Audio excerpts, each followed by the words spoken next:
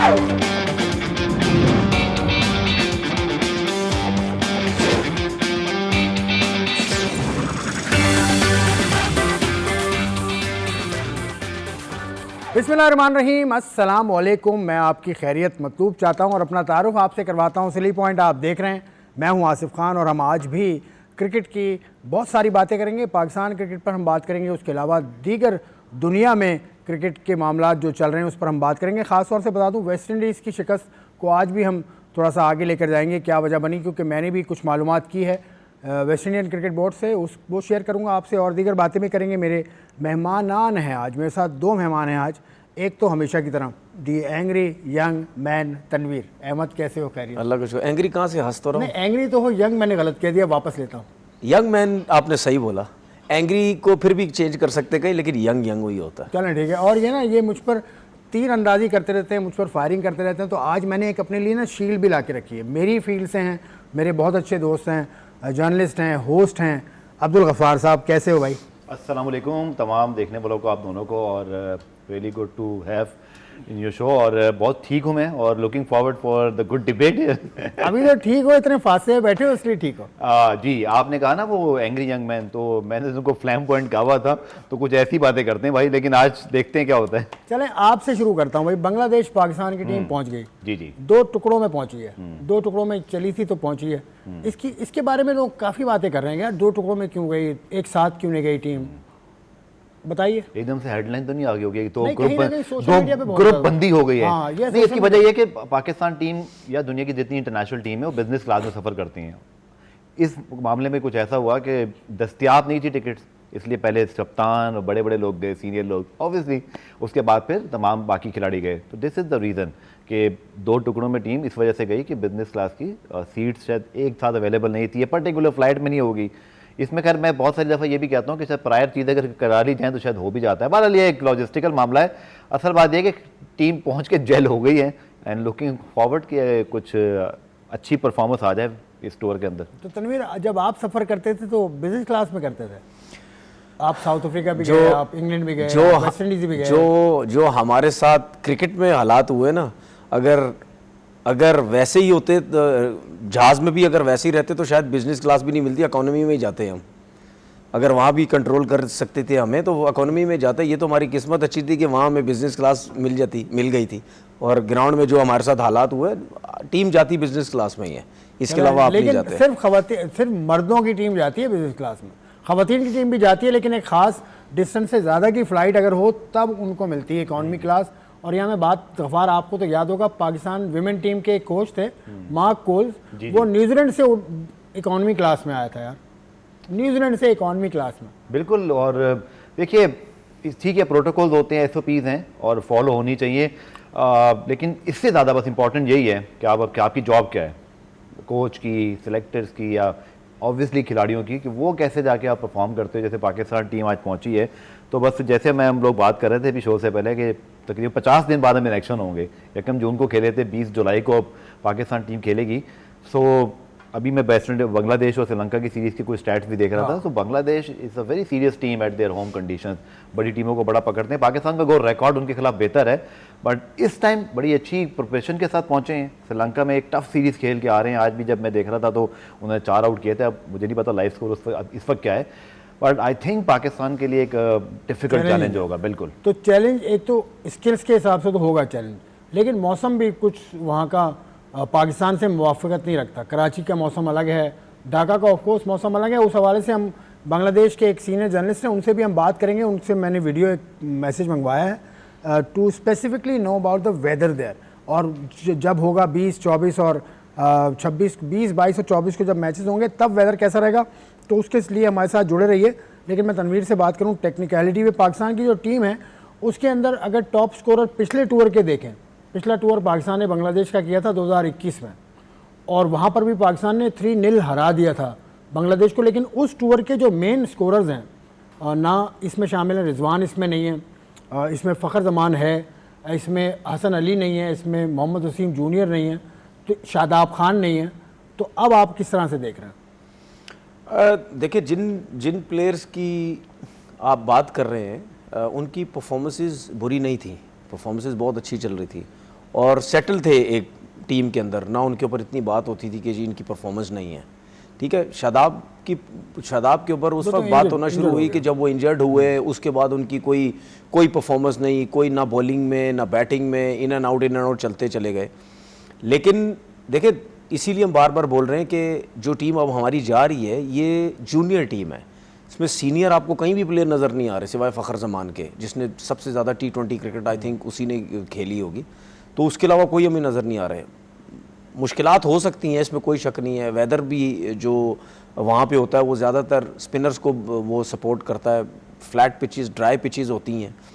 तो जिस किस्म की हमने यहाँ पे सेशंस किए, स्किल्स के जो सेशंस हमने किए हैं, सबसे ज़्यादा उस चीज़ को दिमाग में रखा जाएगा कि जी बांग्लादेश में हम जा रहे हैं तो क्या ये जो काम किया गया है सब प्लेयर्स के ऊपर, क्या ये चीज़ हमें नज़र आएगी वहाँ पे या नहीं नज़र आएगी। वो तो वक्त क्योंकि मैं वही तो कह रहा हूँ, क्रिकेट तो पहले भी खेलते रहे हैं, टूर्स तो पहले भी हो रहे हैं, लेकिन ये जो डिफरेंस देखना है T20 क्रिकेट के हिसाब से कि जिसे दूसरी मॉडर्न डे क्रिकेट दूसरी टीम्स खेलती हैं, क्या हमने जो ये 2-3-4 महीने जो मेहनत की है लड़कों के ऊपर, क्या इसका कोई रिजल्ट हमें नज़र आएगा। मैं ये नहीं कहता 100% नज़र आए या ना आए, लेकिन इतना नज़र आए कि हाँ लड़कों ने लगता है शायद थोड़ा सा एक सोच लिया है कि अब जो हमें जो प्लान दिया जा रहा है उसी प्लान पे हमने चलना है। क्योंकि हमने और कंट्रीज़ के प्लेयर्स को देखा है, वो आउट होने से डरते ही नहीं है। आपने देखा कितनी दफा टीम जल्दी भी आउट हो जाती है, लेकिन आउट होने से डरते ही नहीं है। पाकिस्तान का मिजाज है, हाँ, एक मिजाज है। मैं नौकरी भी करता हूं तो डर के करता हूं, हाँ, उम्मीद तौर पे बात उसकी रीज़न होती है, उसकी रीज़न है। वो डर के इस वजह से करता है क्योंकि उसकी मजबूरी होती है। बिल्कुल, वो उसको ये पता है कि मैं ना खुल के अपनी ख्वाहिश जाहिर कर सकता हूँ, ना कोई चीज़ मैं अपनी मर्जी से कर सकता हूँ। अगर मैंने करने की कोशिश की, बुरा लग गया तो मुझे नौकरी से फारिग कर दिया जाएगा। तो ये यहाँ का एक सिस्टम बन चुका है कि आप नहीं कर सकते। आपको 8 महीने तो हो गए हैं, हाँ। आपको किसी ने आज तक नहीं बोला होगा, जिस तरह की आप बातें करते हैं, हाँ। तो ये पीटीवी की मैनेजमेंट को क्रेडिट जाता है, बिल्कुल स्पोर्ट्स को, बिल्कुल इतना ये बोला है। देखिए मेरी बात सुने, आप भी इनके साथ शोज करते रहे। देखिए मेरी बात सुने, आपको याद है कि जब मैं शुरू में यहाँ पे आया था, ठीक है, मुझे याद नहीं, मैं उस वक्त छोटा था मैं, ठीक है, मुझे काफ़ी लोगों ने बोला होना पता लगेगा यदि आवाज़ निकलेगी नहीं निकलेगी, ठीक है, मुझे काफ़ी बोला कि यार यहाँ आके बैठ गया, पता नहीं इसकी आवाज़ निकलती नहीं निकलती। तो बात वो नहीं होती है, आप खुला डुला बोलें, तरीके से बोलें, सब कुछ बोलें, किसी को कोई बुरा नहीं लगता। तो अल्लाह का शुक्र है जो मेरा तरीक़ेकार है, जो मेरा स्टाइल है, वो आपके साथ इतने शोज़ हो गए, मैं अपनी उसी जो है वो तरीके से बोलता हूँ। डर खौफ किसी चीज़ का नहीं होना चाहिए, ठीक है। बस ये है कि आप चीज़ों को कंट्रोल में रखें, अपनी वर्डिंग को कंट्रोल में रखें, ये चीज़ें रखें, बाकी अपना हम अभी फुटेज भी आपको सामने लेकर आएंगे जो बांग्लादेश पहुंची है टीम। तो उसमें गफ़ार इन्होंने जो बात की उस हवाले से पाकिस्तान क्रिकेट बोर्ड की जो पॉलिसी बड़ी स्ट्रॉन्ग नज़र आ रही है। मतलब एक के बाद एक जर्नलिस्ट को उन्होंने बैन किया, वापस लिया। मतलब ये एज जर्नलिस्ट आप क्या समझते हैं किस तरह से अमल करना चाहिए बांग्लादेश? चलें बांग्लादेश पे बात करें, ये तो अभी टीम पहुंची थी, चले जो अपनी बात मुकम्मल करें, जो मैंने सवाल किया था वो करें। देखिए, हर 15 साल मुझे हो गए, आप मुझसे कुछ सीनियर हैं, 22 साल हो गए आपको माशाल्लाह, हमने साथ काम भी किया हुआ है। ये हर दौर में एक सपोर्टिंग ग्रुप होता है, थोड़ा बहुत मुबारका राय भी होती है जी। याद है ना कुछ ट्विटर माफिया के वर्ड भी निकले थे, अब मैं ज़्यादा डीप में नहीं जा रहा। तो ये हर दौर में होता है। आई थिंक बैलेंस आपको खुद रखना होता है बीइंग अ जर्नलिस्ट। मैं भी शो करता हूँ, आप भी शो करते हैं, हम अब तो ट्विटर पे मैं समझता हूँ सोशल मीडिया की वजह से हर कोई जर्नलिस्ट है, हर किसी की बात इंपॉर्टेंट है, बल्कि आपको अब बहुत अच्छी इन्फॉर्मेशन एक्चुअली वहाँ मिल जाती है, स्टैट्स मिल जाते हैं, and it's a open world, आपको नजर आता है सब कुछ वहाँ पर। इतना रखें कि बस आप के लिए दरवाजा तो खुला हो ना, बात तो करें ना, मौके ले किसी पे इल्जाम लगा। आपने मुझे थोड़ी सी हिंट दी थी कि आपके क्या टॉपिक्स हैं, थोड़े बहुत, मैंने उसके लिए अपना होमवर्क किया कि चलें पाकिस्तान क्रिकेट बोर्ड का नुमाइंदा होना या जरूरी नहीं है, बट मे बी आप जो बात कर रहे हो या एक उमूमी बात कर रहे हो या तनवीर कोई बात कर रहे हैं, कोई भी गेस्ट बात कर रहा हो, मे बी उस सिक्के का एक रुख हो, आप दोनों रुख जब चेक करके आते हैं then you are in better position कि आप सही बात को बयान करें। अगर आप सच बोलते हैं, सही तरीके से बोलते हैं, आपका तरीकाकार ठीक है, हमें तो आज तक किसी ने बैन नहीं किया फिलहाल अभी तक तो, लेकिन ये तर्जमल ठीक नहीं है। आई थिंक इतनी अच्छी वर्किंग रिलेशनशिप सहाफ़ियों की और बोर्ड की होनी चाहिए। उमूमी तौर पे बात कर रहा हूँ, ये माजी में भी ऐसा होता रहा है, एक्रेडिटेशन और बड़े मामला, यहाँ तक बात ना आए तो बेहतर है क्रिकेट बोर्ड के लिए भी। बात यहाँ तक ना आए बेहतर है, लेकिन बात पहुँच गई है ढाका तक। ढाका में पाकिस्तान की टीम पहुँच चुकी है, उसकी फुटेज आप देखें, उसके बाद हम बात करते हैं। आज तो पाकिस्तान की टीम आराम करेगी, ढाका एयरपोर्ट पहुंची है और उसके बाद कल से प्रैक्टिस करेगी। ये आगा सलमान, ये साइम अयूब, ये पाकिस्तान के सपोर्ट स्टाफ के लोग, तो सारे लोग पहुंच गए ढाका। और ये फुटेज हमें हमारे दोस्त ने भेजी थी ढाका से, तो मैंने कहा शेयर आपसे कर लें। उनका नाम साकिर रुबिन है, जो आपको अब कुछ देर के बाद आपको एक वीडियो मैसेज भी उन्होंने भेजा है।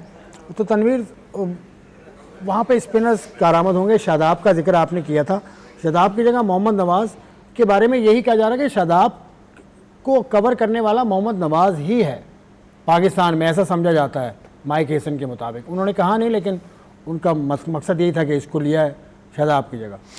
देखिए, अगर हमने अपने सीनियर्स को ड्रॉप किया है या रेस्ट करवाया है, जो भी है, तो उसकी जगह जो भी लड़के आए हैं हमारे पास जूनियर्स ही हैं। कोई ऐसा नहीं है कि अगर हमने सीनियर्स को ड्रॉप किया तो हमारे पास कोई ऐसे प्लेयर आए हैं जो पिछले कुछ 4-5-6 साल से क्रिकेट खेल रहे थे, उनको लेके आए वापस। नवाज तो काफ़ी टाइम से खेल रहा था। हाँ। नवाज की तो परफॉर्मेंस नहीं थी, इसलिए वो टीम से बाहर हुआ था। लेकिन मेरा सवाल ये है कि अगर शादाब अनफिट था तो फिर मेहरान मुमताज को आना चाहिए था, क्योंकि वो भी एक यंगस्टर है। वो ए टीम के साथ चलेगा। अगर आप नहीं, मैं समझता हूँ वो पाकिस्तान टीम में होना चाहिए था, क्योंकि आपके पास लेफ्ट आर्म स्पिनर कोई है ही नहीं। आपके पास सुफियान मुकीम लेफ्ट आर्म स्पिनर नहीं, सुफियान मुकीम तो है ना लेफ्ट, वो तो चाइना मैन है ना। लेफ्ट आर्म आपने कहा ना, लेफ्ट आर्म लेग स्पिनर है ना। हाँ ठीक है ना, वो नहीं है आपके पास कोई। वो वैसी क्वालिटी या वैसा बॉलर आपके पास होना चाहिए था पाकिस्तान टीम के अंदर। दुबई ये इसके बांग्लादेश में और जहाँ भी स्पिन ट्रैक्स होते हैं वहाँ पे, जिस हमने कल भी बात की थी, लेफ्ट आर्म स्पिनर की बहुत ज़रूरत होती है। तो इस वजह से मैंने बोला था कि इन यंग लड़के को जो है वो लेके आओ, जब बाकी जा रहे तो वो क्यों नहीं। अब अगर मेहरान मुमताज़ को आपने बांग्लादेश के अगेंस्ट ट्राई नहीं कर रहे, या अगर आप उसको वेस्ट इंडीज़ के अगेंस्ट नहीं खिला रहे, तो फिर आप उसको कब खिलाएंगे? क्योंकि जब आप दूसरे यंगस्टर्स को मौका दे रहे हैं तो फिर मेहरान मुमताज को भी देना चाहिए था। देखिए, नवाज जो है वो ट्राई हो चुका है, काफ़ी खेल चुका है पाकिस्तान टीम से। मैं हमेशा ये कहता हूं कि जो लड़के 5-5, 6-6 दफ़ा पाकिस्तान टीम से ड्रॉप होते हैं, वापस आते हैं ना, इसका जो कि अभी भी पाकिस्तान टीम में ऐसे लड़के हैं जो 6-6, 7-7 दफ़ा ड्रॉप हो चुके हैं, लेकिन फिर पाकिस्तान टीम में जब इस किस्म के लड़के बार बार आते हैं और वो कुछ नहीं करते, इसका मतलब समझ जाना चाहिए आप लोगों को कि वो इंटरनेशनल क्रिकेट का प्रोडक्ट नहीं है। इंटरनेशनल क्रिकेट का जो प्रोडक्ट होता है वो 1-2 से ज़्यादा उसके कमबैक नहीं होते हैं। एक दफ़ा आएगा, आउट ऑफ फॉर्म होगा, दोबारा आएगा, उसके बाद वो बाहर नहीं होता है। इंटरनेशनल मैं कुछ कह दूंगा बुरा लग जाएगा। मैं एक इंटरनेशनल क्रिकेट की बात कर रहा हूँ। इंटरनेशनल इसलिए खेले 5 टेस्ट, क्या मतलब? इसलिए आपको 5 टेस्ट मिले, इसलिए आपको 3 वनडे मिले कि आप को इंटरनेशनल प्रोडक्ट नहीं थे। नहीं, मुझे तो इस वजह से मिले ना, क्योंकि वो जो टीम के अंदर जो सियासत, अपने बारे में टीम के अंदर जो ले आते हैं, दूसरे के बारे में कोई और ले आते हैं। देखिए, मेरा माजरत के साथ मेरी तो स्टोरी ही हो रहा है ना। मेरा तो चक्कर ये था, जब तक पायन की हाले सलाम नहीं करोगे कोचिस को, दूसरों को, फलानों को, ये क्या हाल चाल है पायन, ये सब ठीक हो, ये जब तक हमने नहीं किया हम जल्दी बाहर हो गए। हम करते रहते, मैं भी 50 टेस्ट मैच खेल लेता। तो हमारी स्टोरी कुछ और है। चलें, आपकी स्टोरी कुछ और है। Nawaz is a formidable spinner, उसका बांग्लादेश में रिकॉर्ड भी अच्छा है। पिछली सीरीज़ में भी उसने खैर विकेटें तो कम ली थी, 2 शायद विकेट उसने लिए थे, मुझे सही तरह से अगर याद है। तो नवाज के अलावा सुफियान मुकीम है स्पिनर, अबरार है स्पिनर, तो स्पिन के ऊपर ज़्यादा जोर है। अब्बास अफरीदी है, वो लड़के कराची किंग्स का जो फास्ट बॉलर था वो है, और उसके अलावा भी एक फास्ट बॉलर है। तो फास्ट बॉलिंग से ज़्यादा स्पिन पे इंतज़ार ऐसा लगता है किया गया। मैं नवाज़ के ऊपर एक बात ज़रूर बोलूँगा कि अगर आपने फैसला लिया है, अब आप देखें ना, शाहीन शाह अफरीदी का मौजूदा किसी बॉलर से भी जो रिकॉर्ड है वो कोई मतलब फ़र्क नज़र नहीं आएगा आपको। इसी तरह अगर आप बाबर रिजवान के इंटरनेशनल रिकॉर्ड्स देखें तो साइम और बाबर के इसके फ़खर के अलावा किसी के कोई रन ही नहीं है। तो मैं तनवीर की बात को यहाँ आगे बढ़ाऊँगा कि फिर आप एक पॉलिसी बनाए ना। अगर आपने बाबर, रिजवान, शाहीन और नसीम सबको बिठाकर सब यंगस्टर ही लेके जाने हैं, तो वाई मोहम्मद नवाज, वो तो बहुत अरसे से सेटअप में। आप किसी भी देखें, आपको अगर वो बैटिंग कर लेते हैं तो इसका मतलब है कि वापस आ जाएंगे वो। अगर इन्होंने बात की स्पिनर अच्छा, तो नुमान अली क्यों नहीं? क्योंकि विकेटें भी वहाँ पर स्पिनर। लेकिन नुमान साजिद का केस मैं इस लिहाज से बोलूँगा कि आप जब एक फॉर्मेट में चैंपियन होते हैं, आप फर्स्ट क्लास खेलते हैं, उन्होंने अभी तक ऐसा उनका केस मुझे नहीं लगता कि बना है T20 के लिहाज से। कहीं वो नेशनल T20 में खेलें तो मुझे उनके अदादो शुमार नहीं पता, बट पाकिस्तान सुपर लीग इसलिए नहीं कि पाकिस्तान सुपर लीग खेलेंगे तो आप टीम में आ जाएं, बट आपकी एक इवोल्यूशन हो जाती है। वो नहीं हुई ना, वो एक ऐसा है जैसे उनको होना चाहिए, बट क्यों, इसका जवाब नहीं है। जाहिद महमूद देखें जाहिद महमूद हो गए, आपके मेहरान मुमताज हो गए, इसी invest तरह हो आपके चुके हैं, पास इन पर यंगस्टर है, investment इरफान हो मिनहास जैसे थे ऑलराउंडर के तौर पर। आप फिर ये रॉ टैलेंट लेके जाए ना सर। आप अगर मोहम्मद नवाज, मैं उनके खिलाफ नहीं, लेकिन मैं पॉलिसी की बात कर रहा हूँ। आप बाबर रिजवान को ये कह रहे हो आप इंप्रूव करो, तो क्या मोहम्मद नवाज ने इंप्रूव नहीं करना? वो तो कब से पाकिस्तान के साथ खेल रहे शाहीन हैं। को भी ये कहा शाहीन improve को भी करो। ये बोला है, नसीम शाह के साथ भी ये केस है। फिर आप देखें कि सुफियान मुकीम के साथ कितनी ज्यादती हुई। वो जब जिम्बाब्वे साउथ अफ्रीका टूर पे आउट करके आया था, आपने उसको बिठा दिया था। अब आप अब उनको लेकर आए हो। तो मेरे ख्याल में एक पॉइंट आसिफ मैं जरूर रेज करना चाहूंगा, और उस पर तनवीर भी अपना कमेंट दे सकते हैं और आप भी। बांग्लादेश में बड़े लो स्कोरिंग मैचेस होते हैं, कंडीशंस बहुत डिफरेंट है वहाँ पर। साउथ अफ्रीका, न्यूजीलैंड, ऑस्ट्रेलिया पूरी तरह वहाँ पर आके स्ट्रगल करते हैं। आपका एशिया कप भी जिन कंडीशंस में यूई के अंदर हमने देखा, चैंपियंस ट्रॉफी में बिल्कुल डिफरेंट कंडीशंस थी। श्रीलंका में जहाँ पे आपने खेलना है T20 वर्ल्ड कप, वो भी एक चैलेंजिंग कंडीशन है। ठीक है। हम जो प्रैक्टिस, आप भी मौजूद थे पाकिस्तान टीम के कैंप के अंदर, मुझे ऐसे लगता है कि हम एकदम से या तो कुछ और कर रहे होते हैं और फिर एकदम से हमारा पैंतरा पूरा तब्दील हो जाता है। कोच सर आपके आप तब्दील, कितने कोचेस तब्दील हो गए हैं बिल्कुल, ये वजह भी है, सबसे ये बड़ी वजह- वजह यही है। अच्छा, पहले एक मैं हाँ। आपको रोकता हूं मैं। जी, जी। साकिर रुबिन साहब हैं बांग्लादेश से, उनका वीडियो मैसेज लिया है। जी, जी। और मैंने सवाल उनसे यही भेजा था कि कंडीशंस क्या होंगी, क्या चांसेस है बांग्लादेश के अगेंस्ट पाकिस्तान के, क्योंकि बांग्लादेश से पाकिस्तान जीता है इससे पहले सीरीज जी, बांग्लादेश 3-0 में। तो साकिर रुबिन साहब ने क्या कहा था वो सुन लेते हैं। The series will be challenging for both the team, especially for Bangladesh to prove themselves in the home soil that how capable they are in T20 version.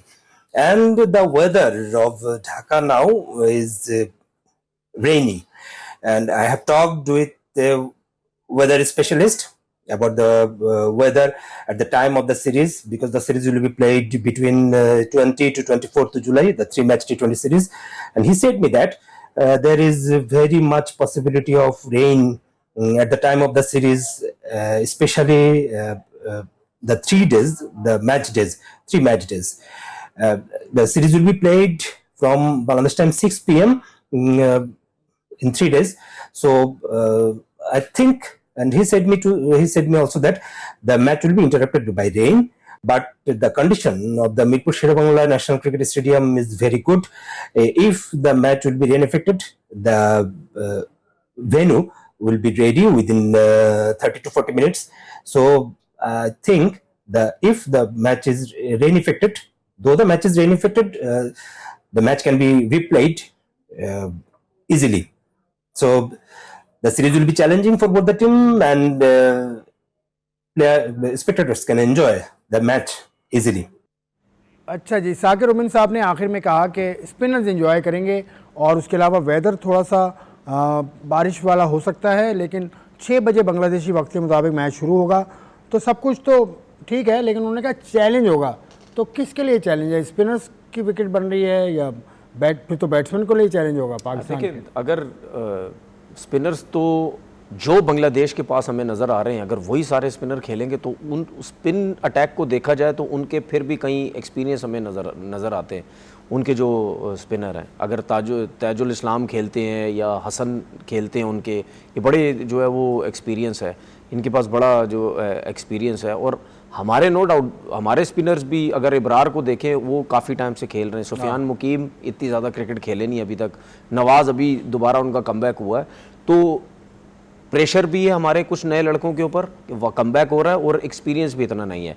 Spin के हिसाब से इब्रार के ऊपर बहुत ज़्यादा प्रेशर होगा, और उनकी अगर स्पिन अच्छा है तो उनका प्रेशर भी हमारे बैट्समैनों पे होगा। और जहाँ पे भी बॉल ब्रेक होना शुरू होता है, वहाँ पे हर टीम की बैटिंग लाइनअप को प्रॉब्लम शुरू हो जाती है।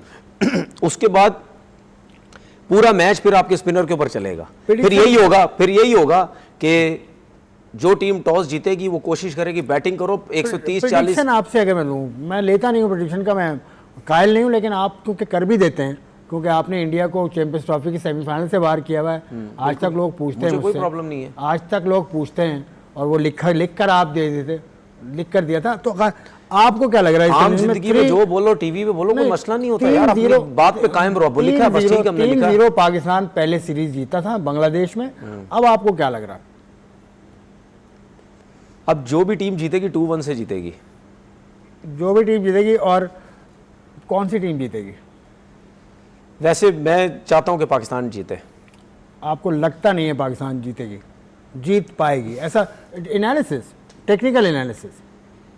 देखिए अभी मुझे ये पता नहीं कि क्या जो काम हुआ है क्या वो किस लेवल का हुआ है, ठीक है। और दूसरी चीज़ ये भी होती है कि जिस तरीके से यहाँ पे पाकिस्तान में कुछ सेशन में बैट्समैनों के साथ काम हुआ है, क्या वो जो अपनी जो नेचुरल बैटिंग करते थे या उनका स्टाइल था खेलने का, क्या उसमें तब्दीली तो नहीं हो गई?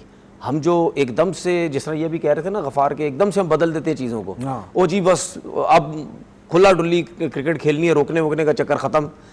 तो वो जब आप इस तरफ भी जाते हैं तो फिर आप जो एक तरीके से क्रिकेट अपने स्टाइल से पहले खेलते हुए आ रहे हैं वो बदल जाता है। हाँ। तो वो देखना कि अगर वो चीज़ें तब्दील होती हैं तो उससे फिर पाकिस्तान टीम को बहुत नुकसान ठीक है, ठीक है।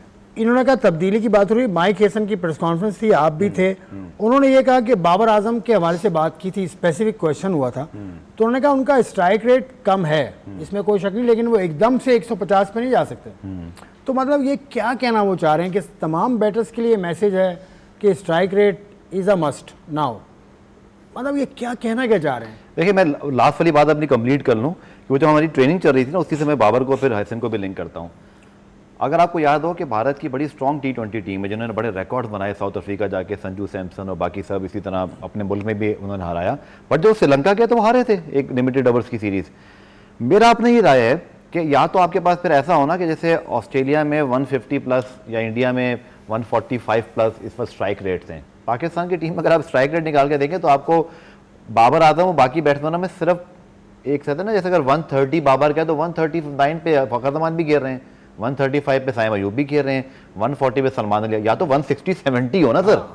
तो मेरा ये मानना है कि आप एक जेन्युइन बैट्समैन, अब देखें बाबर आजम का मैं जिक्र करूंगा तो लोग बोलेंगे जी विराट कोहली और रोहित शर्मा के बगैर भी तो इंडिया जीत रहा है, सर वो इसलिए जीत रहा है कि वो अपना टाइम पूरा कर चुके हैं ना। बट बाबर आजम, रिजवान, शाहीन, आपकी करंट ऐसी इन्वेस्टमेंट आपने कर दी उनके ऊपर, इतना टाइम उन पर लगा है कि आप उन सबको साथ निकाल कर और फिर पूरी जूनियर टीम खिलाकर बाद में अगर आपको यही करना पड़े, और आप देखिएगा यही होगा क्योंकि हम रिएक्टिव किस्म की प्लानिंग बनाते हैं, आपको एक जेन्युइन टेक्निकल बैट्समैन लाना ही पड़ता है।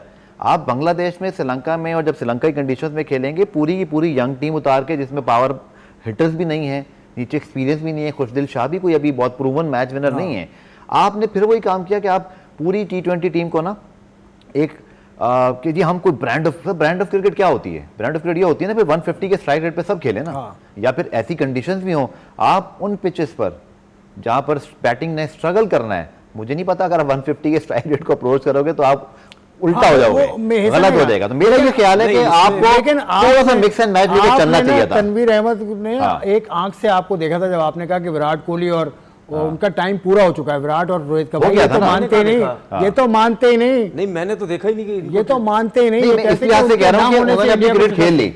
नहीं, आप इनसे बात करें। नहीं, उन्होंने अपनी क्रिकेट खेल ली। आप तो कहते हैं कि विराट कोहली और रोहित शर्मा के ना होने से इंडिया की टीम हार जाएगी, नहीं, आपने सीरीज से पहले कहा था। नहीं, सीरीज से पहले ये नहीं बोला था मैंने, आप मेरी बातें भूल जाते हैं भाई।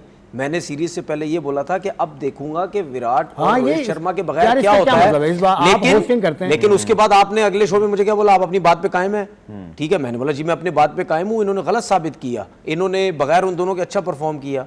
लेकिन कल परसों हमने क्या बात बोली, जहां पे जिन प्लेयरों ने 200 250 रन 100 की इनिंग खेली थी, वहां जहां बॉल जहां हुआ वहां पे पूरी टीम जल्दी आउट हो गई। लेकिन आपका कहना यह है कि उन दोनों को सीनियर होने के बावजूद टाइम पूरा कर चुके थे, अपने टाइम पूरा, दूसरा बड़ा वो टाइम कर चुके हैं, बाबर और रिजवान तो नहीं टाइम पूरा कर चुके ना भाई, ये मैं कह रहा हूं, वो टाइम पूरा कर चुके हैं ना, वो ये कहने का मकसद है। मैं ये कह रहा था, मेरा पॉइंट ये था कि बाबर, रिजवान या शाहीन, आपने शाहीन को भी साइडलाइन करके, जबकि हारिस भी नहीं है, आप ये नहीं होता कि आपकी पूरी जूनियर टीम, ये सारे जूनियर फास्ट बॉलर खेलेंगे। न्यूजीलैंड का स्टाइल होगा ये, क्या आपके यहाँ कोच देखो ना कितने आ गए। अच्छा सुने ऑस्ट्रेलिया से आया, एक जवाब लेने मेरा, एक जवाब लेने। न्यूजीलैंड का अगर अच्छा स्टाइल है तो न्यूजीलैंड के डोमेस्टिक क्रिकेट में कुछ स्ट्रक्चर भी है, क्योंकि वो क्या फिर मेथड भी। अच्छा ब्रेंडन मकलम हमारे यहाँ नहीं है सर। अच्छा न्यूजीलैंड का स्टाइल क्या है ये बताएं मुझे। बताओ, जैसे ब्रेंडन मकलम का स्टाइल है खुला डुला खेलना, तो न्यूजीलैंड का अगर इतना खुला डुला, ऐसा लगता है ये स्टाइल, न्यूजीलैंड का अगर इतना खुला डुला स्टाइल है तो डेरिल मिचेल आज क्यों खेल रहा था साउथ अफ्रीका के अगेंस्ट? डेल मिचेल का 170 के स्ट्राइक रेट से खेलता है। हर कोई थोड़ी 170 हर कोई नहीं मारोगा, कहता, ये इस हम तरह ना हम 50 दफा बोल बार चुके बात हैं। मुकम्मल। हाँ, मैं मेरी बात का जवाब नहीं है ना इनके पास। अच्छा, मैं बात मुकम्मल। 50 का देता नहीं, मेरा बात कान मुकम्मल मेरी कर बात रहा का हूं। जवाब नहीं देना देखिए, मैंने। Bangladesh is a perfect country जहां पे आपने पूरी नौजवान टीम भेजी है, बट मैं ये जरूर बोलूंगा कि आपको एशिया कप जहां पे इंडिया, श्रीलंका, इसी तरह आगे बड़े टीमों के खिलाफ आपको बाबर या रिजवान में से किसी एक को बैटिंग में और शाहीन को या नसीम में से किसी एक को बॉलिंग में लाकर एक जेल करना पड़ेगा, आपको एक कॉम्बिनेशन बनाना पड़ेगा, वरना आप स्ट्रगल करोगे और बाद में वो जूनियर लड़के बेचारे एक साथ बाहर ना हो जाएं। जी सही, गफार बात कर रहे थे और तनवीर कुछ नोट कर रहे थे, पता नहीं क्या लिख रहे हैं। अब वो कह रहे हैं good analysis का हाँ, आपको बता मैंने कोई बाबर के हवाले से कुछ भी नहीं लिखा। एक मिनट, अभी थोड़ी सी रोक, हम थोड़ा सा ब्रेक लेंगे। ब्रेक के बाद वापस आके तनवीर से पूछूंगा ये क्या बना रहे हैं।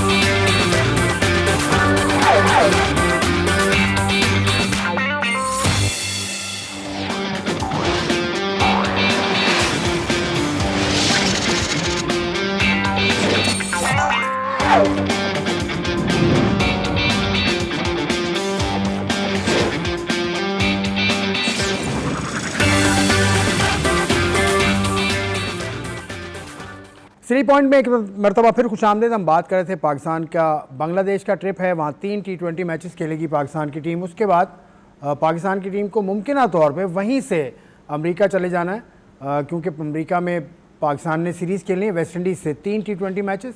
उसके बाद 3 वनडे मैचेस के लिए वेस्ट इंडीज़ जाएगी पाकिस्तान की टीम। तो वनडे टीम का ऐलान अभी तक नहीं हुआ है, लेकिन मुमकिन तौर पर बांग्लादेश से वापस पाकिस्तान की टीम शायद 25 को आएगी और उसके बाद वहाँ जो मैच हो रहा है वो 30 तारीख को होना है। तो इस टाइम को मैनेज कर लेंगे, जो भी सूरत हाल होगी। पाकिस्तान क्रिकेट का चैप्टर ख़त्म, लेकिन क्रिकेट का चैप्टर ख़त्म नहीं। मतलब गफ़ार हमारे प्रोग्राम में आए, इससे पहले हम बात कर भी चुके थे। कराची की टीम, दोनों टीम्स फर्स्ट क्लास से बाहर हो गई, डायरेक्ट क्वालिफाई करके आना होगा। क्वालिफिकेशन रखी है, अच्छी चीज़ है। मुझे लगता है कराची की परफॉर्मेंस ऐसी नहीं थी कि उससे ऊपर होना चाहिए था। सर इटली जो है ना वो वर्ल्ड चैंपियन था, उसके बाद 2 वर्ल्ड कप मिस किए उन्होंने, क्योंकि रूल है आपको क्वालिफाई करके आना है। आप इतने गुड इनफ थे, आपकी टीम इतनी अच्छी थी, तो आप लास्ट सीजन में टॉप 8 में फिनिश कर लेते, टॉप 6 में फिनिश कर लेते। देखिए रूल एकदम तब्दील होना ये डिबेटेबल है इसमें, लेकिन जहाँ तक मेरी मालूमात है, बोर्ड ने एक कमेटी बनाई थी, उसमें सब लोग बैठे थे, रीजन्स वगैरह, वहाँ ये फैसला हुआ ना। मेरा अपना ज़ाती ख्याल है कि कराची की क्रिकेट को भी ना बड़ा मजबूत होने की ज़रूरत है। अगर आप देखें ओवर द ईयर्स के, मतलब जितने लड़के माजी में यहाँ से आया करते थे, फास्ट बॉलर्स, विकेट कीपर्स यहाँ के और ओपनर्स, ये यहाँ की शनाख्त होते थे। मिडिल ऑर्डर शानदार। अब आप देखें सारा का सारा जो टैलेंट है ना वो आपको KPK से मिलता है, फिर पंजाब के बड़े शहरों से फास्ट बॉलर तगड़े वहाँ से आ रहे हैं। नवीर मेरे साथ बैठे हैं, मुझसे बेहतर जानते हैं। कराची से उस तरह के फास्ट बॉलर नहीं आ रहे जिस जमाने में ये खेला करते थे, अब अच्छे fast bowler, consistent fast bowler आते थे, लंबा अरसा खेलते थे। मेरा ये कहना है कि अभी भी देखिए ग्रेड 2 आपको खेलनी है। आप अब जो हो गया था, जहाँ तक मेरी मालूमात है, यकीन तौर पर मोहसिन नकवी साहब ने जब कराची का विजिट किया, उन्होंने इस बारे में कुछ लोगों से बात की, प्रेस रिलीज भी आया जो फवाद हसन जो वेटरन्स क्रिकेट एसोसिएशन के हैं।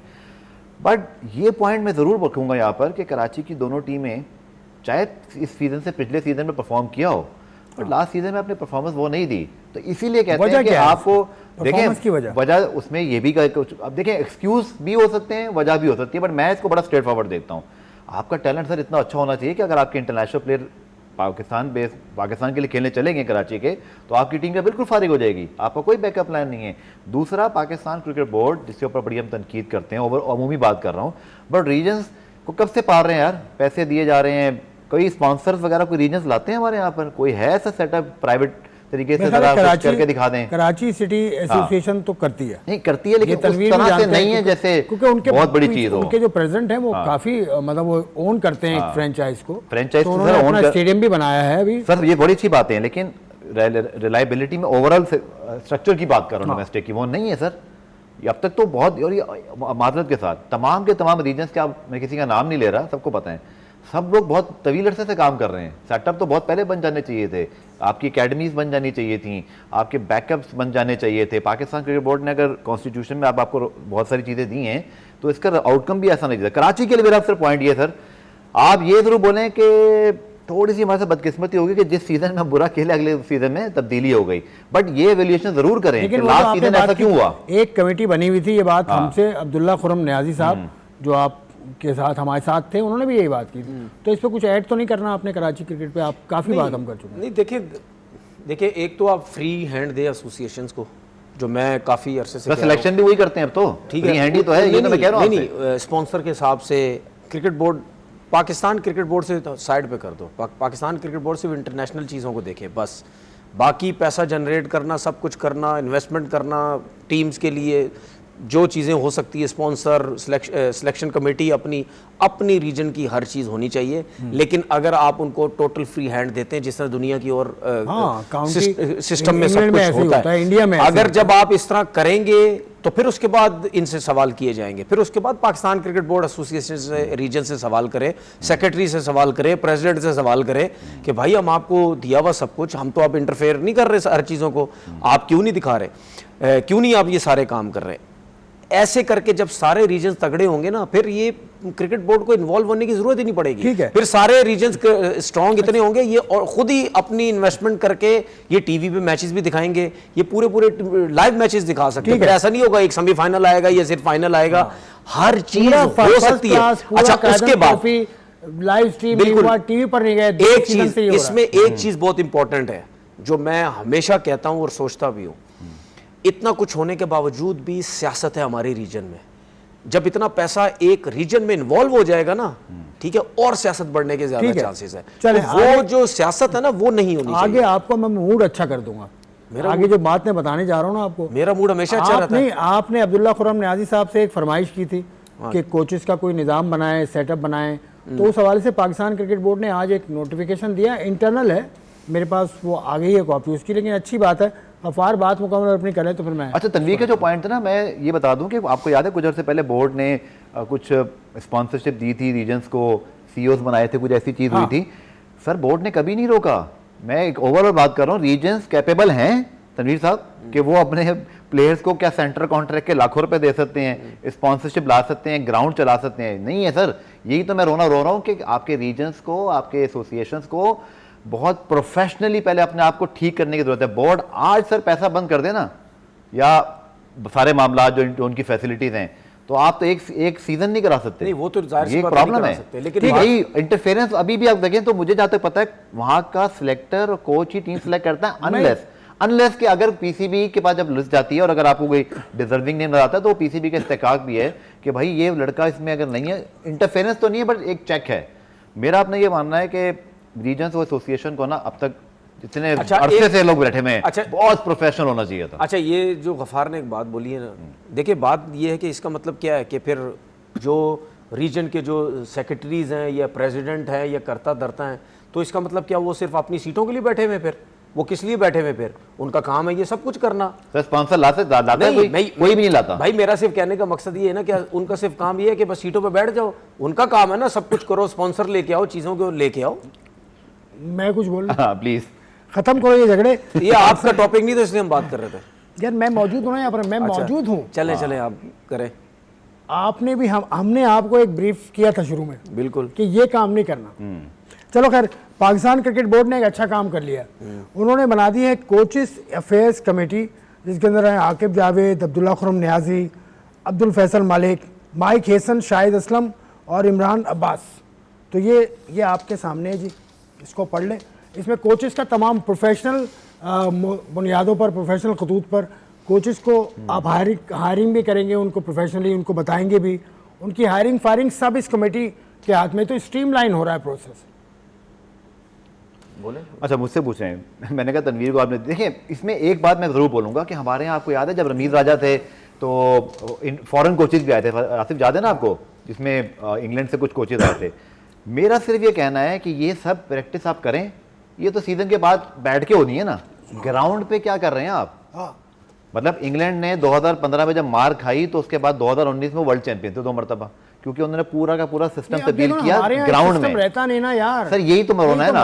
अब ये जितना कुछ है ना, यकीन करें आसिफ, ऑल ड्यू रिस्पेक्ट, ये जितने इंतजामात है ना, ये जो अभी सब हो रहे हैं कि हम ये करेंगे एवोल्यूशन वगैरह, ये सब ड्राइंग रूम की बातें हैं। मुझे वो एफर्ट करके बताएं, आपने पिच कौन सी बना रहे हैं, आपका ब्रांड ऑफ क्रिकेट क्या होगा, आपके कोचेस की डायरेक्शन क्या होगी, लड़के जो निकलेंगे उनको लेके जाएंगे, यही काम होना बहुत खासतौर पर पिचेस में। आपको याद है कि हमने वो भी अब पुरानी बात हो गई, दोस्त नाराज ना हो जाए, हमने तो ऐसा भी किया जी, हमने दिखाने की कोशिश की, तनवीर पे ऐसा याद आ जाएगा उनको, हमने तो ये भी दिखाने की कोशिश की थी कि कायदान ट्रॉफी को लोग देखने जोक आ रहे हैं, याद है आपको यार? कायदान ये वीडियो भी आई थी 2 साल तो हो गए। तो कायदान आप बनाएं ऐसा सिस्टम जिसके अंदर इवैल्यूएशन से पहले आप इवैल्यूएशन करें अपनी खुद क्रिकेट बोर्ड कि यार ये पिचेस, ग्राउंड फील्ड्स, वेन्यूज जो हम सिलेक्शन करते हैं जी, अगर सबसे हाईएस्ट है भाई, हाईएस्ट इसलिए हो सकता है मे बी उसने एक बैटिंग ग्राउंड पर 250 रन मार दिए और जहां टफ मैचेस हो रहे थे वहां पे तो उसने कुछ किया ही नहीं। तो ये वाले फैसले आपको करने चाहिए। लेकिन कुछ सिलेक्टर्स ऐसे होते हैं जो पेपर के ऊपर सिलेक्ट करते हैं ना, स्टैट्स तो उसके बहुत अच्छे आएंगे भाई। ये मैं बात कर रहा हूं। साहब आप तो इसके माहिर हैं। ये है पेपर सिलेक्टर, मैंने इनका नाम दिया है कल। नहीं मैं तो स्टैट्स दिखाते हैं मुझे। नहीं तो मैं कहता हूँ बाबर आजम ने 5 मैच खेले इस साल, 78 रन बनाए, 15 की एवरेज। नहीं तो मुझे कहते हैं 4,500 रन बनाए। तो भाई करंट फॉर्म नहीं क्या करूं? बाबर की ऐसी मैंने बात हाँ, वो तो ऐसी बात की मैं भी ऐसी कर देता हूँ। नहीं तो इसका मतलब ये थोड़ी है कि मैं अब स्टूडियो में बैठा हूँ, मैं स्टूडियो पे स्टैट्स ही निकाल के बैठूंगा ना। यहाँ तो ग्राउंड तो मैं ला नहीं सकता। यहाँ पे नहीं, ग्राउंड में जाना पड़ता है ना, जा सकते हो, जाना पड़ता है। जिनका काम है जाना है क्रिकेट के भाई, आप स्टेक होल्डर हैं। जिसका काम है जाना है वो उसको जाना चाहिए। जिसका काम यहाँ बैठ के चीजें बताना है वो बताता है। आपने चुटकी लेना आपका काम है। नहीं, चुटकी लेना काम बाहर जाके आदमी काम करे इतना नहीं। ये कमेटी, ये आपने फरमाइश की थी अब्दुल्ला खुर्रम न्याजी साहब से कि कुछ स्ट्रीमलाइन। देखिए मैंने तो आज ये सुमेर सैयद साहब के साइन से ये लेटर निकला है, तो ये अच्छी बात है। देखिए मैंने रिक्वेस्ट की थी कि अगर ये चीज़ें हों तो जाहिर सी बात है चीज़ें बेहतर होनी चाहिए ना। हम कहते हैं ना कि जी क्रिकेट बोर्ड में चीज़ें बेहतर से बेहतर कुछ होनी चाहिए। और ये जो लोग आए हैं ये तो ठीक है, काफ़ी अरसे से ये क्रिकेट बोर्ड में है। अब इसमें नए लोग जो हैं वो जिस तरह माइक हैसन की अगर हम बात करते हैं ये हैं, बाकी आकिब जावेद हो गए या ये शाहिद असलम हो गए, ये काफ़ी अरसे से क्रिकेट बोर्ड के सिस्टम में हैं। तो देखें मैं काफ़ी अरसे से सोच रहा था कि कोचिंग जो जितने भी कोचेस लगाए जाते हैं ना, इनकी पूछगछ होनी चाहिए। ये कैसे आते हैं, किसके सोर्स पे आते हैं, किसके कहने पे आते हैं, क्योंकि ऐसा कहीं नहीं हो सकता। हमारी नज़र से बहुत ऐसे कोचेस गुजरते हैं जो घर पे बैठे होते हैं, ठीक है, 1 साल बाद देखो वो किसी डोमेस्टिक की टीम के कोच लगे होते हैं, कभी कोई बैटिंग कोच लगा होता है, कोई बॉलिंग कोच लगा होता है, कोई हेड कोच लगा होता है, कभी कोई कहाँ लगा होता है। हमने बहुत से ऐसे लोग देखे। अच्छा, उसके बाद कैरेक्टर जो है कोचेस का वो बहुत ज़रूरी है, वो देखना बहुत ज़रूरी है। हाँ, उस्ताद का कैरेक्टर होना, ठीक है ना। अब ऐसा ना हो कि कोच साहब रात में जाग रहे हैं, ठीक है, उल्टे सीधे चीज़ों में पड़े हुए हैं, सुबह आके बच्चों के साथ जो है वो कोचिंग ही नहीं कर पा रहे। ठीक है, समझ गए आप किसकी बात नहीं, कर रहे हैं। मैं आपको बताऊंगा किस, मैं नाम नहीं ले सकता उन साहब का, लेकिन वो पाकिस्तान के जूनियर लेवल पे कोच रहे हैं, उनके बारे में यही शिकायत है। देखिए मैं किसी को जानता हूँ, ना मैं किसी बंदे की बात कर रहा हूँ ना कुछ, मैं ओवरऑल सब कोचेस की बात करूँ। आपने बोला कि ये कोचेस का जो क्राइटेरिया इनको रखना तो क्या तरीकेकार होना चाहिए, ये कमेटी डिसाइड करेगी। ये सब कमेटी को होना चाहिए। कोई उल्टी सीधी चीज़ों में तो नहीं पड़ा हुआ, सुबह आके बच्चों को कोचिंग कर पा रहा नहीं कर पा रहा, क्योंकि जो पेरेंट्स होते हैं वो अपने बच्चों को, ठीक है, वहाँ भेजते हैं, कोचिंग के लिए भेजते हैं। वो ये समझते हैं कि जी कोचेस बड़े ज़बरदस्त हैं। एक चीज़ हो गई। उसके बाद जितने भी आपके डोमेस्टिक के कोचेस हैं वो फिट नज़र आने चाहिए। मैंने 90% आपके, चाहे 19 में देख लें, चाहे डोमेस्टिक ए में देख लें, ग्रेड 2 में देख लें, मैंने जितने कोचेस देखे हैं 90% कोचेस जो है वो सारे इतने हैवी हैं, इतने पेट निकले हुए सबके, ठीक है, मुंह इतना इतना बड़ा हुआ है। नहीं, ये तो जातियात की बात नहीं कर रहा मैं, नहीं, ये जातियात की बात नहीं कर रहा। अब मेरी बात नहीं, अब मेरी बात पूरी सुने ना, मैं जातियात की बात नहीं कर रहा। मैं ये कह रहा हूं कि अगर आप इतने हैवी नजर आओगे, कोच का काम होता है फिट होना। कोच का काम होता है लड़के के साथ क्या वो भाग सकता है थोड़ा बहुत, क्या वो लड़के के साथ ट्रेनिंग करवा सकता है या कर सकता है, ये सब आपने जो है वो चीजें देखनी होती है। ठीक है ना। ये सब कोचेस, अगर आप ये सोच के कोचेस रख रहे हैं कि यार उनका कैरेक्टर अच्छा होना चाहिए, वो फिट भी होने चाहिए, सबके साथ काम कर सकते हैं।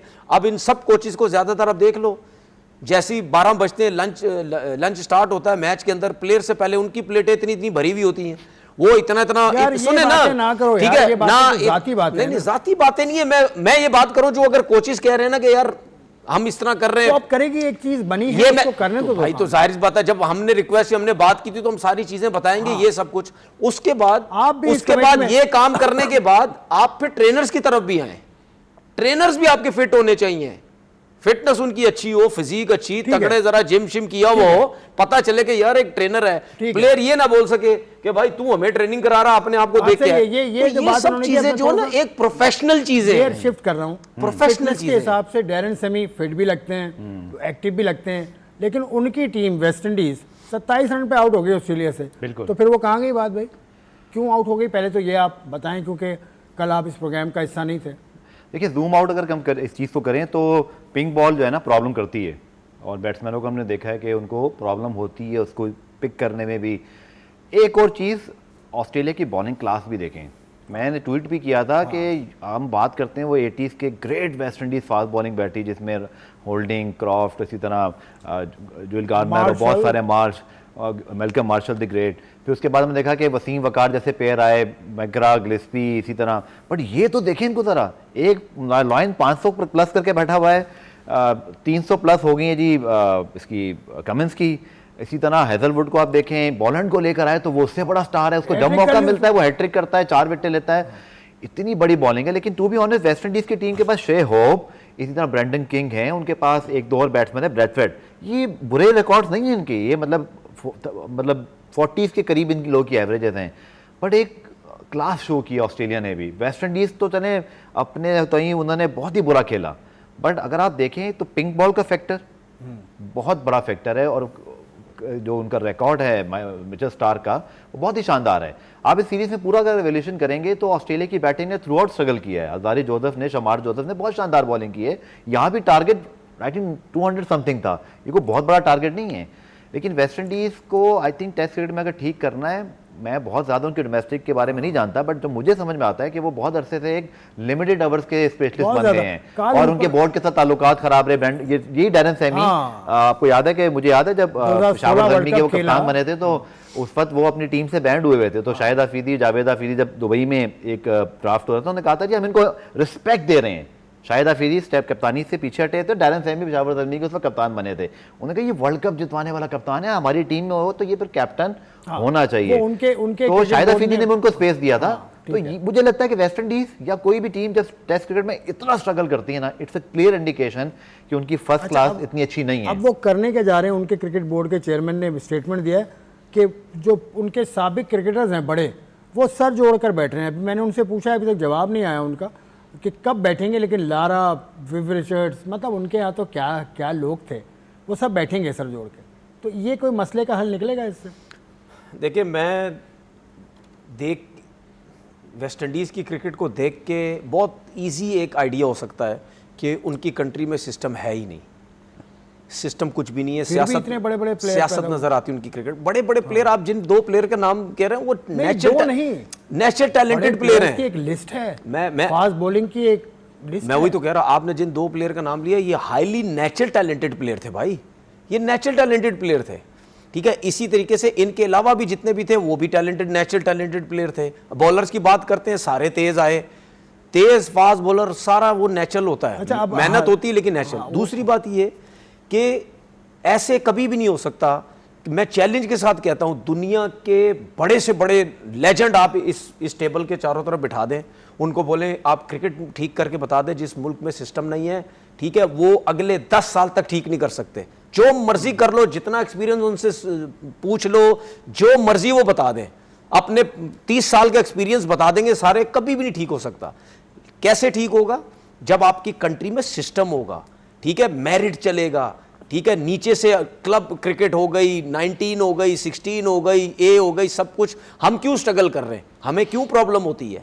हमें प्रॉब्लम ये होती है कि हम जो नीचे है ना, नीचे का सिस्टम, वो हम उस तरीके से चला ही नहीं पा रहे। हम बार बार तब्दील कर देते हैं, ये मसला। तब्दील भी करते हैं, नहीं सुन लेना, तब्दील भी करते हैं। उसके बाद हम कोशिश ये करते हैं कि यार बस एक नेचुरल टैलेंटेड प्लेयर आ जाए, बस खत्म, हमारी क्रिकेट चलती रहेगी।